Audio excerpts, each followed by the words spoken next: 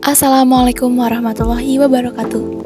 Hai, perkenalkan nama saya Suciarti.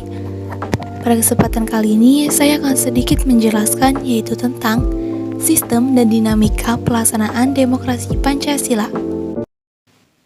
Hakikat demokrasi. Dalam Pancasila, hakikat demokrasi tertuang pada sila keempat yang berbunyi kerakyatan yang dipimpin oleh hikmat kebijaksanaan dalam permusyawaratan perwakilan. Pengertian demokrasi.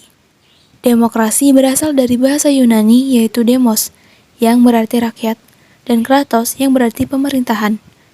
Dua kata tersebut kemudian diserap menjadi kosakata dalam bahasa Inggris, demokrasi, yang memiliki arti pemerintahan dari rakyat.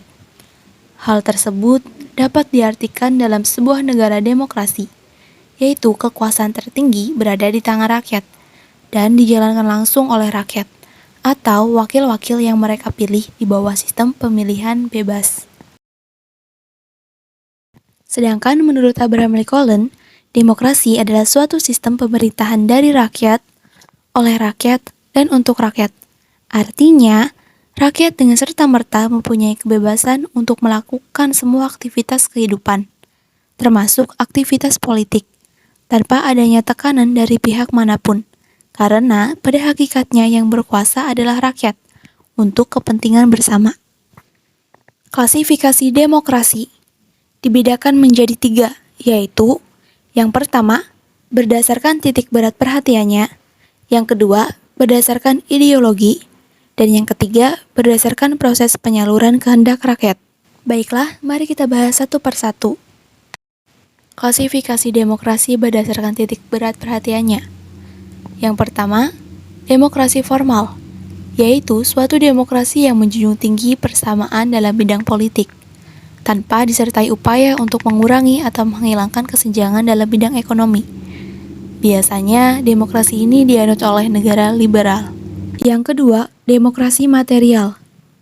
Demokrasi yang dititik beratkan pada upaya menghilangkan perbedaan dalam bidang ekonomi. Sedangkan persamaan dalam bidang politik kurang diperhatikan, bahkan kadang-kadang dihilangkan. Bentuk demokrasi ini dianut oleh negara-negara komunis. Selanjutnya adalah demokrasi gabungan, yaitu bentuk demokrasi yang mengambil kebaikan serta membuang keburukan dari bentuk demokrasi formal dan material. Bentuk demokrasi ini dianut oleh negara-negara non-blok. Berikutnya klasifikasi demokrasi berdasarkan ideologi. Yang pertama, demokrasi konstitusional, yaitu demokrasi yang didasarkan pada kebebasan atau individualisme. Ciri khas pemerintahan demokrasi konstitusional adalah kekuasaan pemerintahannya terbatas dan tidak diperkenankan melakukan campur tangan dan bertindak sewenang-wenang terhadap rakyatnya. Kekuasaan pemerintahan dibatasi oleh konstitusi. Yang kedua, demokrasi rakyat atau demokrasi proletar, yaitu demokrasi yang didasarkan pada marxisme, komunisme manusia. Demokrasi rakyat mencita-citakan kehidupan yang tidak mengenal kelas sosial.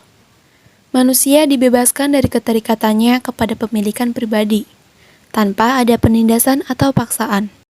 Klasifikasi demokrasi berdasarkan proses penyaluran kehendak rakyat. Yang pertama, demokrasi langsung, yaitu paham demokrasi yang mengikut sertakan setiap warga negaranya dalam permusyawaratan untuk menentukan kebijaksanaan umum negara atau undang-undang secara langsung.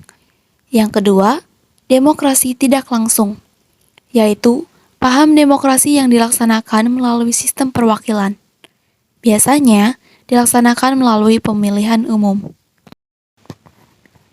Prinsip-prinsip demokrasi menurut Henry Bertram Mayo. 1. Menyelesaikan perselisihan dengan damai dan secara melembaga. 2. Menjamin terselenggaranya perubahan secara damai dalam suatu masyarakat yang sering berubah. 3. Menyelenggarakan pergantian pemimpin secara teratur. 4. Membatasi pemakaian kekerasan sampai minimum. 5. Mengakui serta menganggap wajar adanya keanekaragaman. 6. Menjamin tegaknya keadilan. Prinsip demokrasi yang diuraikan di atas sesungguhnya merupakan nilai-nilai yang diperlukan untuk mengembangkan suatu bentuk pemerintahan yang demokratis. Berdasarkan prinsip-prinsip inilah, sebuah pemerintahan yang demokratis dapat ditegakkan. Sebaliknya, tanpa prinsip-prinsip tersebut, bentuk pemerintah yang demokratis akan sulit untuk ditegakkan.